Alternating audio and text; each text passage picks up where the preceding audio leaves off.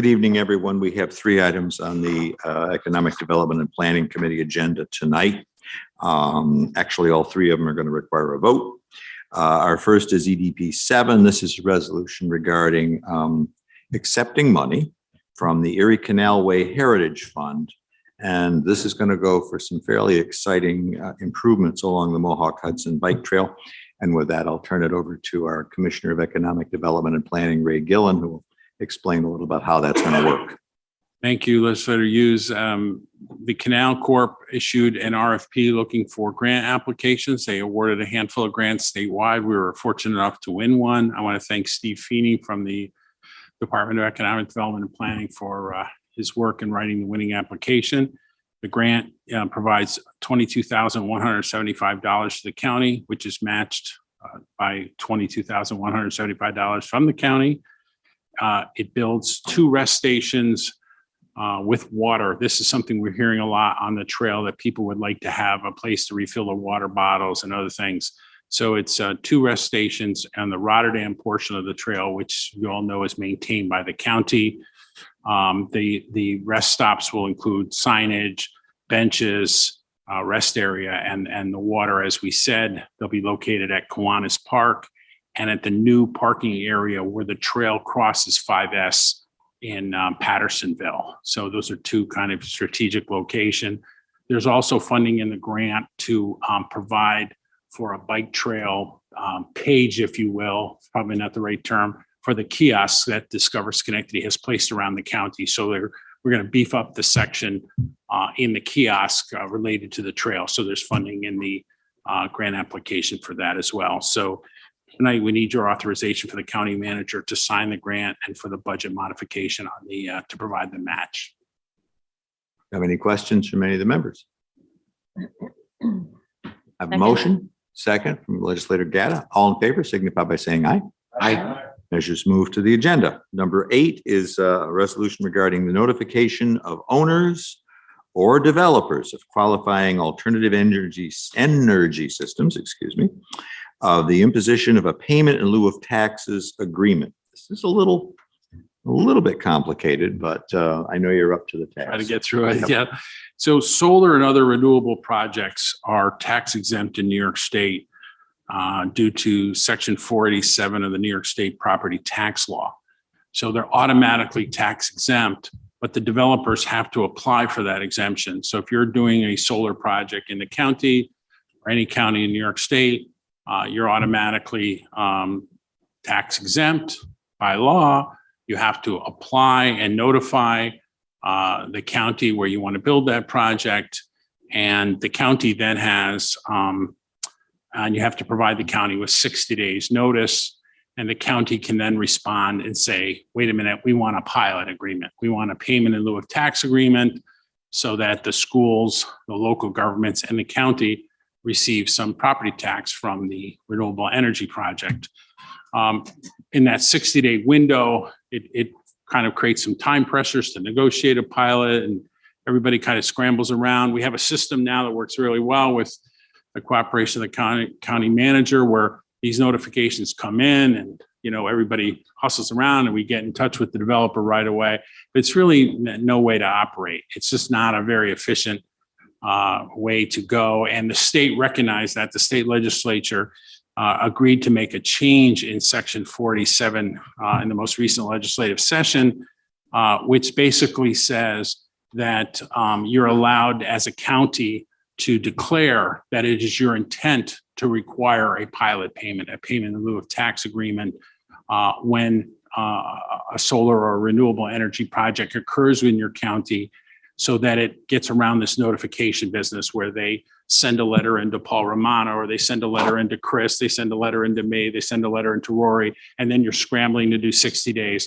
The solution that was authorized by the state legislature is for the county to adopt this resolution that says we're going to require a payment in lieu of tax agreement. That is our policy. It takes the 60-day window off the table. It requires that policy, that payment to be made. And so we think this is a very good change. We think we're one of the first counties to adopt this. We did find a resolution that passed up in Jefferson County, but it's a good change. It goes from kind of a chaotic system now where developers notify you and you're scrambling, to a much more organized system where the policy of Schenectady County would be, if you adopt this resolution, that we would require property tax to be paid by the developer of the project. And we'd have time in a rational way, in an organized way, to negotiate. As we always do with pilots, we negotiate with our local government partners and with the school districts, so we get maximum value for the community.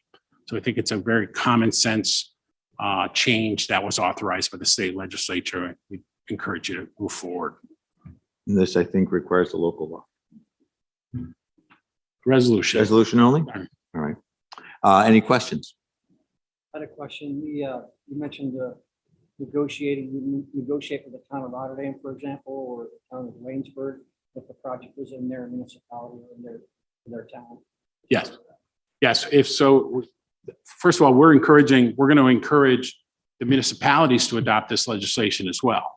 So that's something that we talked to the county attorney's office. That's something you might want to bring back to your localities and your municipalities, that they should be formally putting these developers on notice as well. But right now, if we move forward with this, we'll get, this will be our policy. And we always consult with the local school district and the municipality when we're negotiating a pilot. I know there are two projects, I believe, in Rotterdam and one large project in Williamsburg currently. Right. The one project in Rotterdam which just received state support, it was the governor announced some state support for that project last week. We've been in touch with that developer. They're from Massachusetts. We have a good negotiation underway where our starting point is about $100,000 in tax revenue going up from there. The other project in Duanesburg that the state announced last week, we have not been notified. We have not talked to them. So we reached out to the town folks who shared a letter with us, which was very nice of them. And we're reaching out to them saying, folks, you haven't notified us. You gotta comply with this requirement to provide under the current law 60-day notice. So it's a good partnership now. We think this is really the best way to go, to have a more organized approach. Any other questions? Hearing none, can I get a motion? Motion. Have a second? All in favor signify by saying aye. Aye. Any opposed? Motion carries. Measures move to the agenda for next week's meeting. Economic Development Planning 9 is a resolution calling for a public hearing on a proposed local law, A 2022. And this is a local law related to transferring to private ownership some parcels at the Schenectady County Airport, the Airport Business Park, which will put them back on the tax rolls and generate some jobs. I'm sure you want to talk about that. Hey, absolutely. It's a pleasure to move this forward. The Airport Business Park has been very successful. It's been a joint effort with state, federal agency. We've worked closely with the town, county attorney's office, the county manager, Commissioner Landry, who we're going to miss, his team at the airport, Mark Storty at the planning department. It's been an unqualified success. We have a $20 million Navy Operations Support Center out there. We have a huge facility, a nice facility for DSM, which is a major international manufacturing firm. Superpower built a new building there, 47,000 square feet in the last year. Bruno Machinery has a beautiful facility there. They build machine tools and ship them all over the world, proudly stamped with the Made in Schenectady County label. We brought the North America's largest air ambulance company, Riva, could have gone to any airport in the Northeast, and they opened their facility at the Airport Business Park. We recruited a company called C2 and another company called Euro Tile and Stone. These are nicely built buildings that provide good paying jobs at property that was previously vacant and tax exempt since the airport started back in 1927. And they required the county to maintain the property, to mow the fields in the case of some of the open lands that are out there. So by developing this business park, we've created tax base and jobs for the county, revenue from the land sales, and also helped avoid costs that the county incurs in taking care of this property. Tonight, we'd ask you to consider the sale of two parcels, one 2.6 acres, another 3.46 acres for a total of 6.14 acres. Again, the property is now vacant and tax exempt since 1927. and we pay to maintain the grass and other things out there. We have a purchase price of $100,000 per acre, which is the highest we've ever been able to achieve at the Airport Business Park since our first project. We are in the contract asking for a credit of $110,400. We have to move, and that's a quote right from National Grid. We have to move some utility poles at the 2.6 acre site, which is the site that faces Route 50. Right now, it's encumbered by these utility poles, which make the site unusable for development. So we have to move those poles. So like we did for the superpower deal, we gave the developer a credit for demolishing an old concrete hangar that was at the site. We're proposing to give a credit for $110,400 to move these utility poles. The county still nets $503,600 from the sale, which is very positive. And that's used it stays out at the airport under FAA regulations to reduce county costs for airport operations and the tower and other things that the county, as Commissioner Landry knows, as he runs the airport, that the costs that the county incurs. So we're very excited about this, puts the property on the tax rolls. There's going to be on the 2.68 acre parcel facing Route 50, a 26,855 square foot building is proposed. On the 3.46 acre site, a 15,000 square foot building is proposed. These are smaller sized buildings for high quality, small and medium sized businesses that create good quality jobs, good paying jobs. And then we have two other buildings proposed, a 20,000 and a 15,000 square foot that would actually go on property that is currently owned by C2 Design that they purchased from the county a couple of years ago. This transaction still needs a final approval from the FAA, which we've received every time we've gone to them for a property sale in the past. We go through the normal planning process with the town of Glenville. They have to approve a subdivision for the larger parcel, and all of these buildings would go before the planning board. And we work very closely with the planning board and the town on, and the town fully supports this, I should mention. So been a great success. It's a great site. It's located right on 50. It's really made the airport more exciting, more dynamic as you are at Richmore Aviation and you are at the airport. You see new buildings, new activity. Many of the tenants at the Airport Business Park now use charter services at the airport. That brings in more fuel spending and fuel flowage fees for the county. So it's kind of a circular thing. We've seen a lot more activity at the airport in recent years with corporate aircraft. Some of the clients that we brought in, the casino, Belgioso, and some of the other companies that we've worked with regularly use the airport now, which is positive. So happy to answer any questions, and we'd ask for your support on the sale of these two parcels. Legislator for zoning. Thank you. Ray, you mentioned C2. They're looking at that entire remaining parcel Behind them, yes, between them and Richmore. and Tower Road. Yes, Okay. Yep. And then they own that already. they do. So Okay. they already own that. So they would build two small buildings there. And then the two parcels that they're buying, they'd build two additional buildings. Okay. And then that lot 3, how would that be accessed? It's a great question. They would access it they'd need to build an access road back to that parcel From airport? from airport. Okay. Traversing C2's Right, property. their own property. So it'd be a Okay. private road. One of the things that, this legislation has been very supportive of the hockey facility out there. We see all of these facilities because they're basically workday facilities that this is going to create a lot of parking that will help the rink when they have events, tournaments. We've talked to the current tenants out there. All of those facilities will allow parking. So we'll have a lot more parking out there for employees. So we'll be able to use that and to the advantage of the Schenectady County Ice Facility out there. That's where I was going with that, to Yeah. see if that would be available, because Yeah. anybody who's over there for hockey knows what it gets like a lot of times. So The county resurfaced a lot, did a new lot last year. It looks fantastic. Yeah. But Much this better. would provide a lot of additional parking. If you look at C2's building, it's beautiful. We get a lot of comments from town residents how nice that building came out.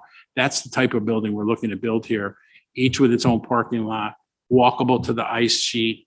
so that it's going to really enhance the county facility out there as well, which is a great amenity for businesses at the park as well. The resolution specifically sets a public hearing. I believe public hearing happens in conjunction with our meeting next week. Am I correct in that assumption? I believe it's the July meeting. Or is it the July meeting? Yeah, July 5th. July 5th. So it's So July the public 5th, hearing will be 7 p.m. July 5th. Thank you.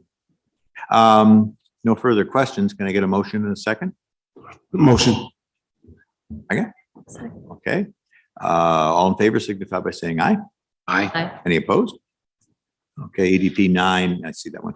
EDP 9 is moved to the agenda for next week's meeting, and then the public hearing will be at the July meeting. Thank you. The last item we have is EDP 10, and I guess we're going to change seats here because I think Paul is going to talk to us a little about this. We don't get too much Marchicelli money passing through the Economic Development and Planning Committee, but we have some tonight. And it is specifically for some improvements in the paving on the Hudson Mohawk Bike Trail. And here to talk about that a little bit is our county engineer. Thank you. Schenectady County was awarded $190,000 in construction funding for the repair and paving of the Rotterdam Bike Trail between State Route 5S and Legiro Lane and Rotterdam Junction. As you're aware, the New York State Department of Transportation has nearly completed the final Empire State Trail connection between Stratford Lane and Montgomery County line. Utilizing grants from the Planning Department, they have been awarded over the last 8 years from the Canal Corporation. The County Highway Department has paved the Rotterdam Bike Trail from SUNY Schenectady to the State Route 5S crossing. This federal grant will allow the county to complete the paving between State Route 5S and Legiro Lane that has been not part of the Empire State Trail project.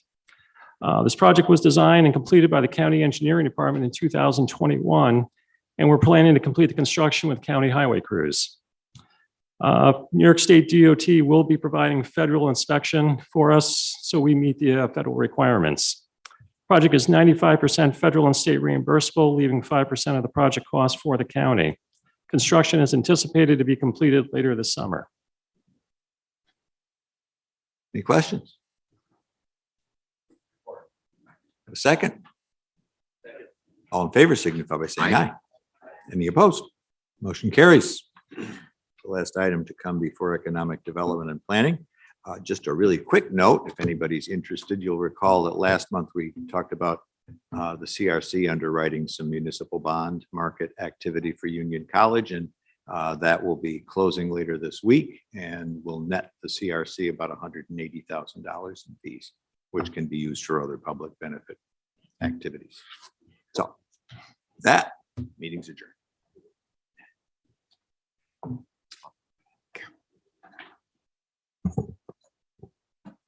Thank you. Our next committee is the Committee on Workforce Development, to be chaired by Legislator McGill.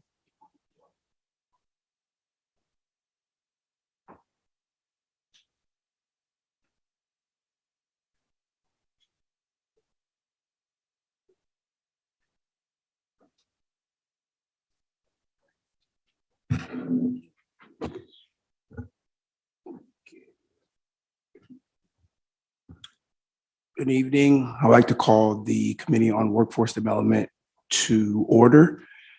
Today we have with us Jennifer Lawrence. She's the Executive Director of the Seat Center, which is one of our prominent organizations and providers in our workforce development within the county. So she's going to come with the presentation. So please welcome her.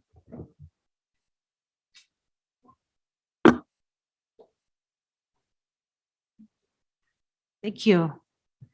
It was great to have you visit us recently as well, so thank you. It is a great opportunity to give this update. I really appreciate it, especially right now as we come out of a few years of COVID. So many things have happened, right? And it's sometimes hard to catch up with all the things that are happening behind the scenes. For those of you who don't know, SEAT Center stands for Social Enterprise and Training Center. We are a standalone nonprofit that relies on grant funds to provide workforce development services to young people 18 to 24 years old. We're right down the street in downtown Schenectady, and during COVID, we were fortunate to add a second building, which equals two 10,000 square feet buildings. But what's really important, thought to highlight that's not always realized is that we serve almost all the zip codes in the county of Schenectady, 12302, 03, 04, 05, 06, 07, and 08. And some of our funding does allow us to serve in 09. Things have really picked up during COVID. We also added a reentry grant, which allows us to serve justice-involved youth. Up to this year, we're going to enroll 100 justice-involved youth, in addition to our 44 youth build students. So some things I just wanted to give updates on is one, all of our young adults are 18 to 24. Most of them didn't finish high school, and we've added programs in the last few years that now if you finished high school, but you need an on-ramp, like maybe college wasn't ready for you, you weren't ready for college yet, or you just needed an on-ramp to a career. We've also expanded eligibility through funding so that young people in that category can get served. And a few things about the way our design is, as we hear about different programs, all of our programs have an education component. So if you're finishing high school, you can come to us and finish your high school diploma. But if you need math skills for your job, you can do that as well. In occupational skills training, we have construction, and we're so grateful. One of the last houses we just completed with the land bank. And so we're really excited about new homes in the future. We're right now with Habitat for Humanity on Orchard Street. We, and during COVID as well, launched a culinary track with Market 32. We received funding from NYSERDA for HVAC and heat pump training. And recently, again during COVID, cleaning technician training, which are all industry recognized credentials. So I think those were important to mention because these are trainings that are happening for Schenectady County young people, training that are getting them into jobs anywhere from 6 weeks to 6 months, and are helping solve problems that we all hear about employers and how they need more employees. Some things that we do behind the scenes that isn't always highlighted is that we have a mental health counselor on staff. We're providing after-hours services. We're really making sure those employers are supported so that that employee can stay and retain in that job. After programming, placement, and training, we were just talking about this. We just got, I think, over 17 people hired at the Van Gogh exhibit within 48 hours. So we were really excited. Right behind our building, students, alumni, community members can walk right to work and earn extra money, which has been awesome. We also have paid internships that are supported through Schenectady County, which has really been helpful to help bridge that gap for employers. And if you see our students in the community, that's because they're AmeriCorps members. And this weekend, they were at Schenectady Pride, we were at the Strawberry Festival, and you'll see them providing after-hours service, which earns them a scholarship, an education award that they can apply towards college. So I think that these are some of the things that, you'll see our students now that we are coming out of COVID, we are able to do service projects again. We're really excited and want to partner with the county on service projects. Our students are ramping up and engaged in a voter registration drive again. So it's been really great to be able to share this with you. Some new programs you may hear about is, so advanced manufacturing is like, how do you start teaching that? Where do you start? And in 2019, we acquired a social enterprise, which we've renamed Seat Work. So you'll see cutting boards. We're going to be at the green markets, and the students have been making cutting boards and other wooden products for sale. And then we also relaunched home furnishings, which we're very excited about. So our students can earn service hours while we give donated goods away to community members in need. So Schenectady residents who need to recover from disaster, moving, eviction. We're doing appointments weekly, individual shopping appointments where residents can get household goods and to help them restart. And lastly, this is actually great timing to come today because I walked out of the building and our new building on Church Street, the facade is literally finished down to almost to like the 99% today.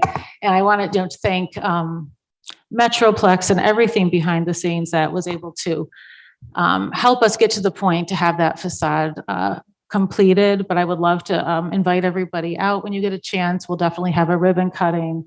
And it's really amazing to see that building transformed. So, thank you. Thank you. Thank you, Jennifer Lawrence, for that presentation. As she mentioned, I did go sit in and speak with them. I know Rich Russo has been there as well. It's amazing what they're doing for our young people and for our workforce development, for our workforce in Schenectady County. So I thought it was awesome for them to come make a presentation. If anybody has any questions, this would be the time to do it. Jen, what's the capacity that SEAT can ramp up to? I know you talked about 44 students in skills training, 100 students in justice development, or well, they So, yeah, came out of the justice side, Yeah. a reentry program. What could you do, given budget, given space, given more, I guess, trade capacity? How many students? That's a great question. I think before COVID, we were up to 188 enrolled. So I think we were on track to increase that, and then it went down. So I think we could probably get to that again. So Great, that's Yeah. good to hear. And you've Yeah. got plenty of staff to be able to do that. we do. We're always looking, especially for teachers, instructors, caseworkers, always looking. Yeah, Great, Yeah. great program. Thank you for being our community. absolutely. Thank you. Yeah, I've also had the pleasure of touring your first building, and it is incredibly impressive. Can you just talk a little bit about the alumni and how many folks that you have helped in that workforce? Yeah, no, thank you so much. So alumni, we're really proud of our alumni. I can't believe, it's hard to believe we're up to almost 500. We're actually looking, which I'm really excited about. We're looking, so we haven't done an in-person graduation since COVID. So we haven't done one since January 2020. And we made a choice not to do a Zoom graduation because for our students, that experience of being in a cap, I mean, for all students, but for us, we felt that they really needed to have that experience in the cap and gown so that they would know what it was like and want to replicate that in the future. So we are having it outside in the back of our building in Gateway Park and working with Schenectady County to have that happen. And so it's going to be a large graduation because there's so many students that were in that time. So to think about 500 alumni plus, so we decided to invite them because it's going to be in the park, so it'll be enough space. So we're going to invite alumni to attend. But to think about them, alumni are hired. We have 2 alumni working right now for us, but we've had many alumni over time. They are supervisors, managers in the community. They hire new graduates. So it's been really exciting to see that spirit of community service in our alumni and then them paying it forward to young people. Hi, Sarah. Hi, I just want to chime in real quick. I've come to know some of your graduates as employees, and I just want to vouch for the program and say what a fantastic program it is. Thank you so much for your good work, and I hope that we can tour the new facilities soon and yeah, keep up the good work. Thank you. Thank you. Thank you so much. Any other questions? So I want to thank Jennifer Lawrence and the SEAT Center for coming. Me and the Riches, I call them Richard Ruser, Richard Paterno. We are prideful about our SEAT Center in District 1. We love District 1 and we are blessed as Schenectady County to have them. So thank you so much. And the Workforce Development Committee has come to a close. Thank you. Thank you. Our next committee is the Committee on Health, Housing, and Human Services to be chaired by Legislator Osterlich.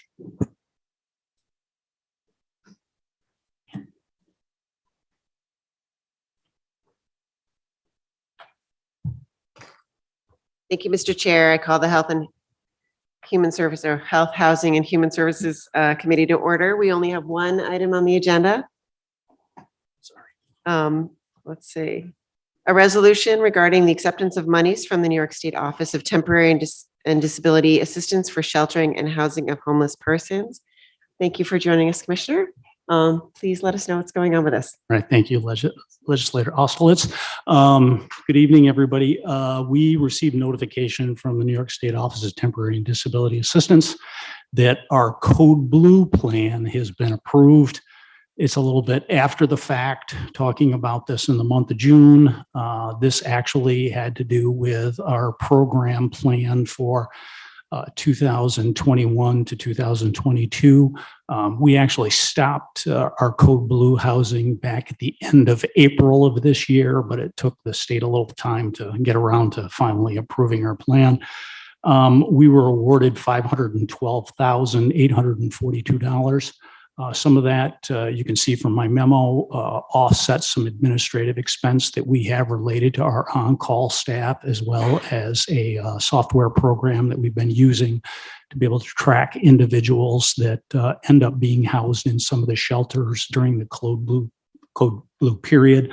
What I would like to be able to do is request authorization to accept the money, also to amend the budget. When we were preparing the 22 budget, it based it on our prior year's information over what we had been awarded, which was $291,713. So there would be an increase in appropriation and in revenue of $196,789. And if anybody's got any questions about that, I'd be happy to try to field them. Actually, I'm just wondering, was there a situation that changed from one budget year to the next that you can pinpoint the increase? Some of it had to do with, we work with the shelter providers in the community. So you're talking about Bethesda, you're talking about the city mission, although the city mission does not take funding from the county, talking about the monastery safe booth. We had other providers this year that had agreed to be part of our Code Blue plan that had not been in the past. We also encountered some issues just around being able to hire. Some of the agencies had trouble hiring people. So we had increased the budget based on that as well. Great. Any other questions or comments? Can I get a motion? Second? Thank you. This motion is taken to the floor, and that closes our business on the Committee of Health, Housing, and Human Services. Thank you so much. Thank you. Thank you.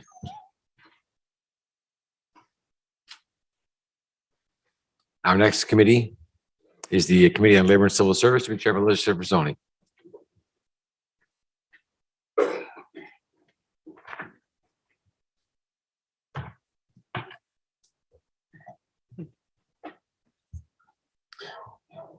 Thank you, Mr. Chairman. I call the Committee on Labor and Civil Service to order. There are 3 items on the agenda. The first is LCS Initiative 12, a resolution to creating and eliminating certain positions at the Department of Social Services. Mr. Brady is here to provide background on this initiative, as is Aurelia Colamarino. Good evening, everybody. It's so nice to see everybody in person. Thank you. Aurelia and I have been working together with some of the supervisors at the 388 building. If you read the memo that had been prepared in advance of the request, we've been struggling with some issues regarding turnover. And Aurelia and the supervisory staff there have been sort of taking a look at some of the issues that staff are encountering. What they seem to believe is contributing to some of the departures that we've had at the agency. And, we've been able to isolate it to certain tasks that take up an inordinate amount of the caseworker's time. Some of that has to do with transportation, because we have families that literally are all over the state. So we also have children that are in different facilities that could be located in different parts of the state. So there's a tremendous amount of travel that's involved, and caseworkers are consumed with having to do a lot of that work. There's also issues around supervised visitation for children that are in my care and custody, where we've been directed to provide a parent or family member with visitation. And again, that's kind of fallen to the caseworkers to be able to do. So, what we've been talking about is this idea of creating kind of a paraprofessional type position, casework assistant. I'm familiar with it. In another county that I worked in, it was used. with I would say, a high degree of success. You know, what we would like to be able to do is create at least 2 of these caseworker positions, casework assistant positions, so that they can take on some of this function and take some of that burden off the casework staff. You know, we've crafted this in such a way so that we really want to also be thinking about creating a career path for some of these individuals. So what we've sort of been thinking about is this idea of having a casework assistant kind of come in with an associate's degree, maybe a little bit of human services experience. And then while they're in the position, if they can take advantage of tuition reimbursement, they could potentially become our next line of caseworkers. So that's kind of what we're thinking with this proposal. In order to maintain cost neutrality, you know, we've looked at the vacancy rate that we have within the caseworker titles. So what we'd be willing to do is from the proposal, we'd be willing to give up 2 caseworker positions. That would allow us to fund the casework assistant positions. Plus, we're also looking at upgrading 3 of the caseworkers to senior caseworkers. We, within the Family and Children's Services Division, have a subunit referred to as our family support operation, where we've got 3 units there that don't have senior caseworkers. And we'd like to be able to alter that organizational structure, because the senior caseworkers can take on some supervisory functions, some training of new casework staff, and it sort of alleviates that burden from the grade B supervisor who's carrying it right now. I'm kind of giving you the Reader's Digest version. If there's something you would like to add, please jump in. Certainly, I don't think the staffing issues are unique to Schenectady County. I think nationally, they're saying in child welfare, they're facing a real crisis. So we're really just trying to incentivize these positions. There's a lot of people that are leaving the job that have said, I never thought I'd leave this job, but they're being offered a position that has less stress and different options. So we're just hoping that the senior positions will incentivize a little bit. They know that there's promotional opportunities. And I think we were on an OCFS webinar, and they used the example of a physician who goes to school to study medicine, right, and to work with people. And he doesn't have to bring the patients to the appointment. And you have all these people that studied social work and counseling, and they want to work with families. And they're spending an inordinate amount of time in a vehicle. So, and they voice that. So we're hoping this is going to take some of that off of there and let them do the job that they want to do. So I appreciate your support. Are there any questions or comments? Sounds like an excellent plan. Legislator Pratt? I was going to say the same thing. It sounds like an excellent plan for attraction and retention of qualified employees. And I know that this has been an issue not only in Schenectady County, but across the state, and I'm sure all over the place. It's a very stressful position. I'm just curious if you could walk us through those qualifications a little bit more, what the difference is between this new position versus the caseworkers, and how many vacancies there currently are with the caseworker position, since that has been so difficult to fill. And I suppose reasons why people would be interested in this new position over the caseworker position. And then lastly, if there are any other improvements that you feel could be made to help with this problem. We have a lot of improvements we're making to support our frontline staff. As far as the caseworker assistant position, that's an associate's degree as opposed to a bachelor's degree in certain human services field that a caseworker has to have. We're actually right now changing the qualifications in Schenectady County to be able to take in transfers from contiguous counties, because ours are a little higher.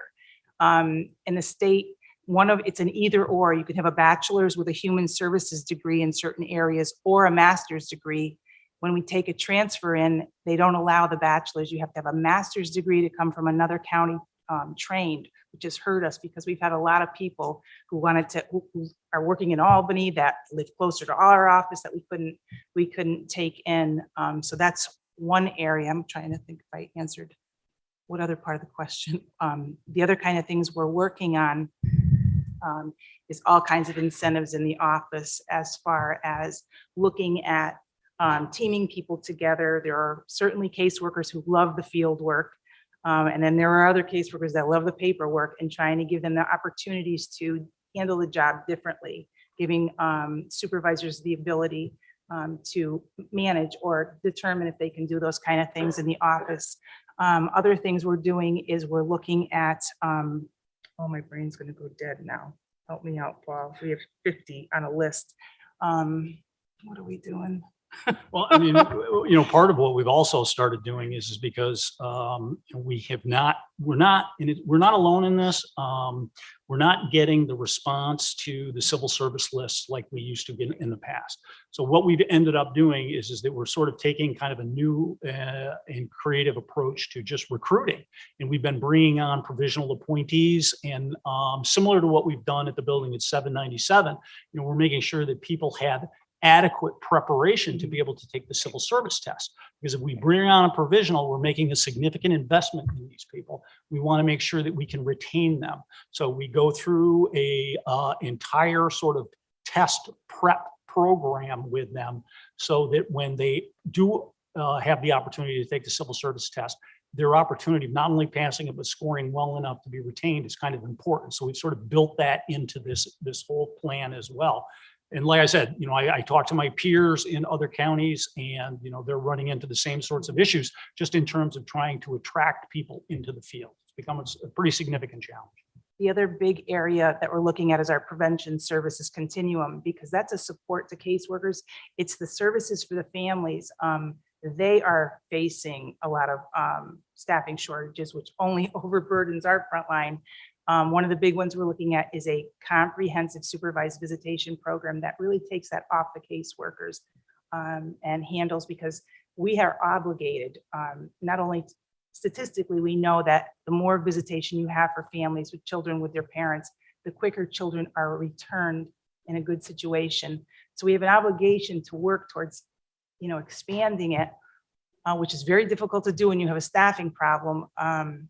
But if we had a comprehensive program to do that, because a lot of time our obligation is to do it around parent schedules and school schedules. So it pushes people at night. So now you have these workers who have their personal responsibilities and their work responsibilities. It's a conflict. So right now we have about 18 vacancies. We interviewed today. We're going to hire 3 people today. And like I said, it's not unique to child welfare. We've hit this, but the pandemic did create a different perfect storm for us. So that's where we're at. Any other questions or comments? Is there a motion to report? And a second? Second. All those in favor? Aye. Any opposed? The initiative is reported to the agenda. We are going to skip LCS Initiative 13 for now, as LCS Initiative 14 also pertains to the Department of Social Services and is another resolution creating and eliminating certain positions in the I'll department. take this one, all right? All right, one more request. There is a vacant caseworker position over at the Office of Senior and Long-Term Care. We have had a caseworker depart 388. Actually, she's in the process. She submitted her resignation. She hasn't quite left yet. She has a unique role at 388. She is our domestic violence liaison. Counties are required to have such a function in their operation. It has been housed at 388, I'm sure probably since this requirement came about years ago. But that position primarily interacts with the eligibility staff at 797.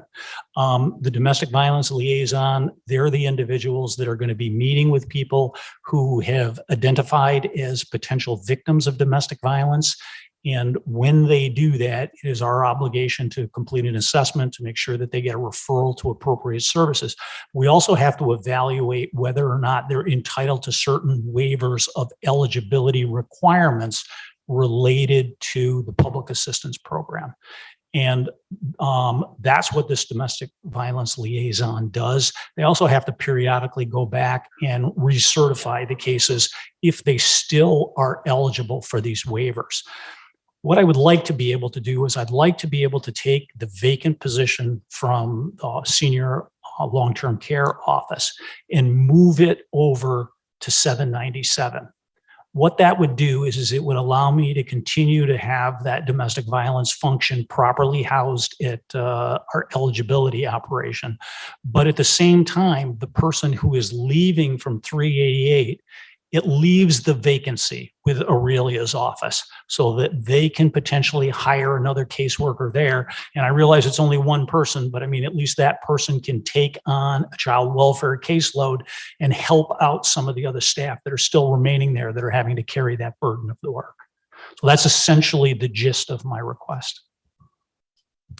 Any questions or comments? That's it. All those in favor? Aye. Any opposed? The initiative is reported to the agenda. Thank you. Thank you. Thank you.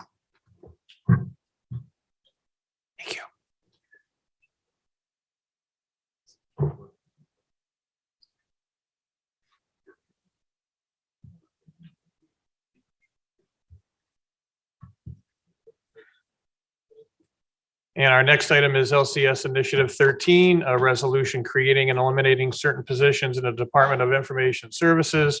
Chief Information Officer Laura Baker will provide background on this initiative. Thank you very much. I'm here to request the elimination of our senior network analyst and our systems administrator positions and the creation of the infrastructure manager and senior systems administrator positions. This is in an effort to create upward mobility within the department. We have had some trouble. It's the same way Paul Brady had just explained, where we are not able to fill our positions.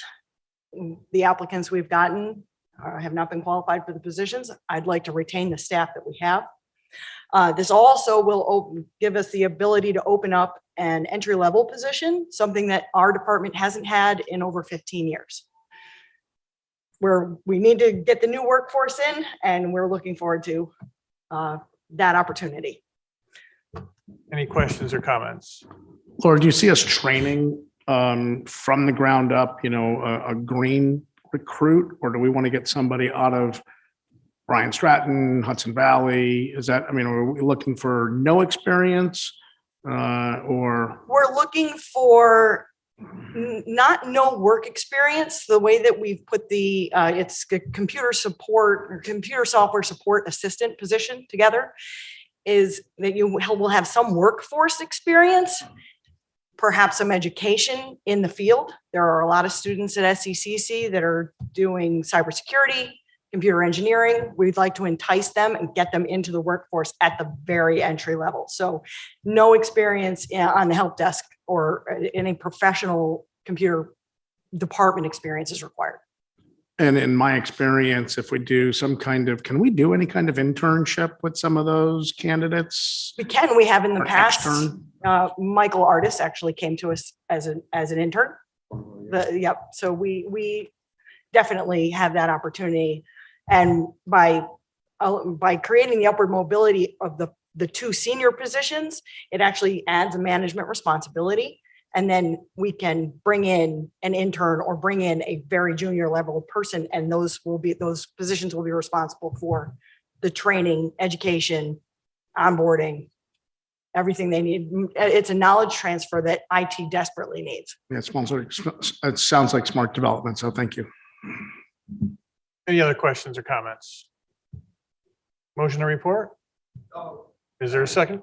All those in favor? Any opposed? The initiative is reported to the agenda. This concludes our business. The Committee on Labor and Civil Services now closed. Thank you. Thank you. Our next committee is the Committee on Public Facilities, Transportation, and Infrastructure, to be chaired by Legislator Paterni.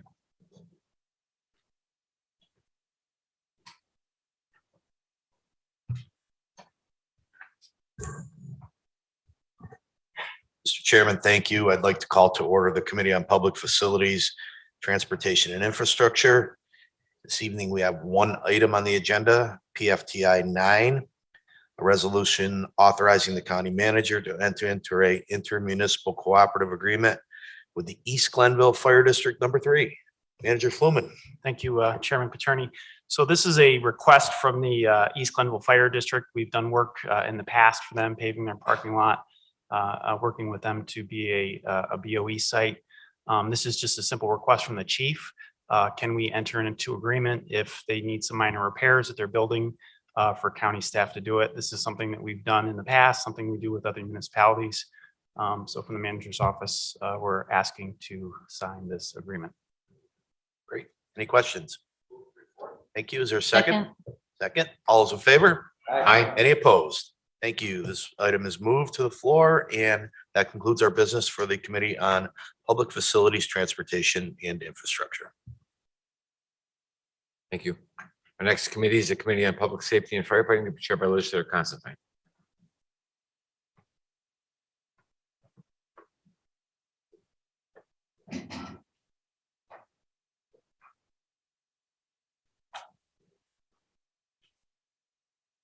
Thank you, Mr. Chairman. We'll call the order of the Committee on Public Safety and Firefighting. I have one item tonight, PSF 14, a resolution to create certain position at the office of the Schenectady County Sheriff.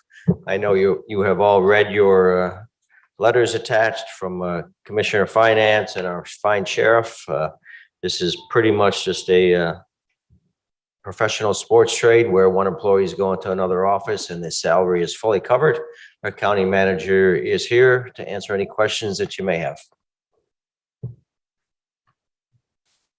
Report. A second, all in favor? Aye. Thank you. Move to report. Public safety and firefighting is closed. Thank you. Thank you. Our final committee meeting of the evening is the Committee on Ways and Means, to be chaired by Legislator Fields.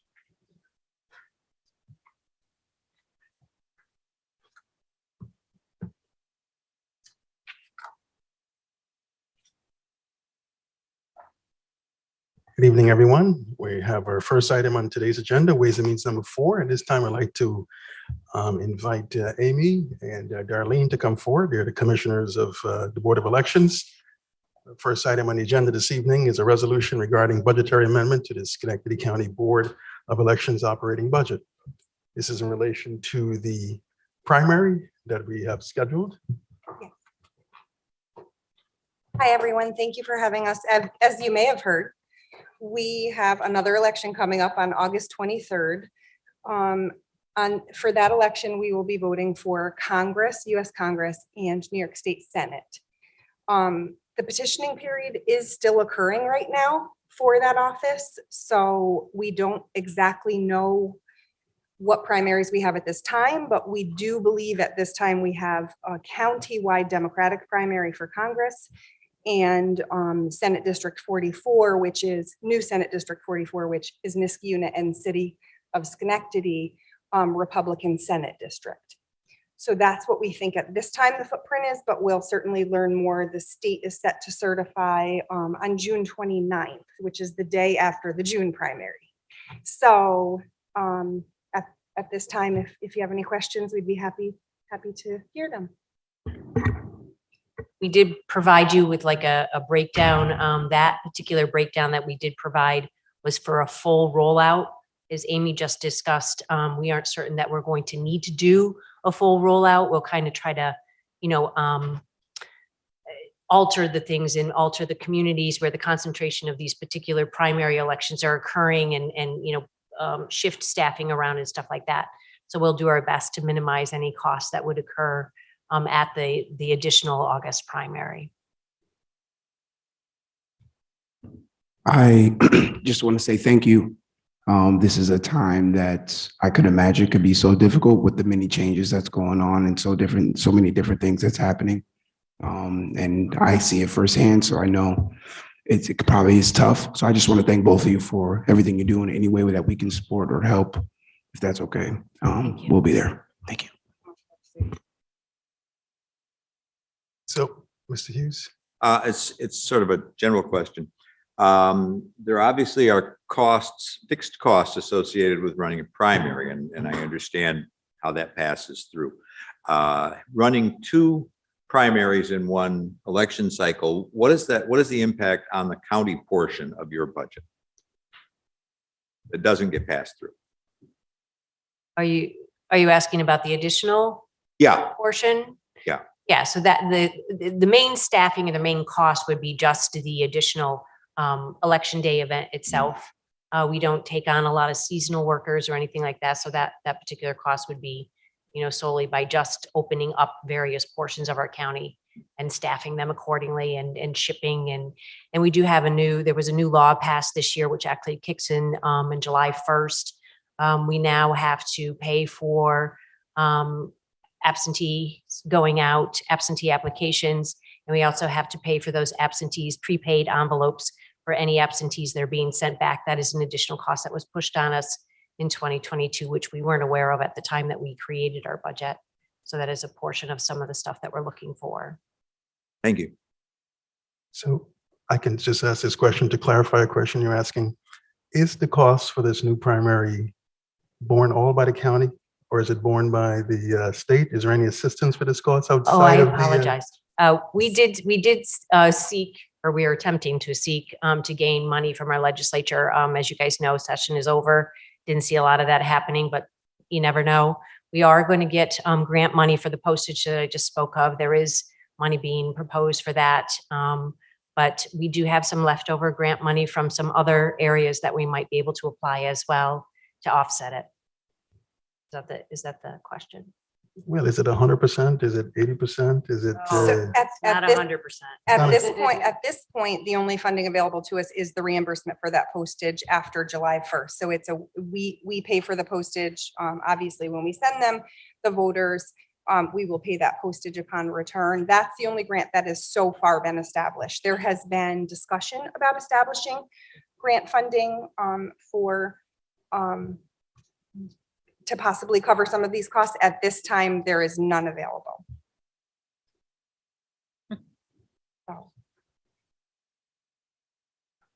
Any other questions? Move to report. First and second, all in favor? Aye. Any opposed? Hearing none, the resolution's been moved. Thank you very much. Appreciate your kindness.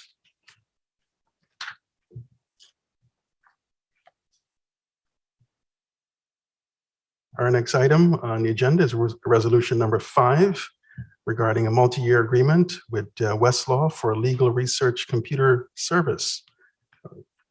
And county manager can come forward if he can give us a brief update on this particular use of the computer service we have here.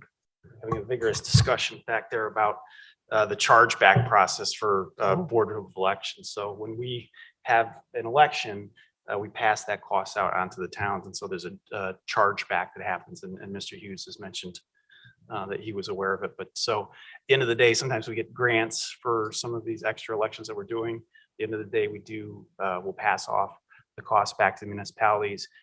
But a lot of the costs that we have are already fixed. So it's the same people, but to get to those finite details of the postage and the letters, and there's a paper shortage, that we're not talking about. So the best answer is we'll know after the elections are done. That's all it is, Mr. Chairman. No. I'm just saying it costs me money anyhow. The local people in the county or wherever they live in the jurisdiction pays for those costs. Yes. Correct. Yes. But you were asking me about Bob Carney's action. We're asking about a legal action here and doing research. I'm just coming to you for authorization to sign a multi-year agreement. This is Westlaw. This is the district attorney's primary source for research when he's prosecuting cases. Typically in years past, we sign 1-year deals. We get some slight savings if we do a multi-year deal, $50 savings on year 2 and $100 savings on year 3. If you guys give me authorization to go ahead and sign this, or for the district attorney, Bob Carney. All in favor of multi-year agreements, move to report. Second. All in favor? Aye. Any opposed? The resolution's been moved. Mr. Chairman, Mr. Hughes. noting the remaining items on the agenda, all are dual referrals that were discussed earlier tonight in other committees. I would make a motion, if you would entertain it, to move the remainder of the calendar in its entirety. On behalf of a motion by Mr. Hughes to remove the remainder of the calendar, may I ask all in favor? Aye. Any opposed? Hearing none, the remainder of the calendar has been moved. And with that, Mr. Chair, the Ways and Means Committee has now come to an end. Thank you, Legislator Fields, and that concludes our business for this evening. Thank you all. And we'll be asking the question on the wacko, as they keep saying.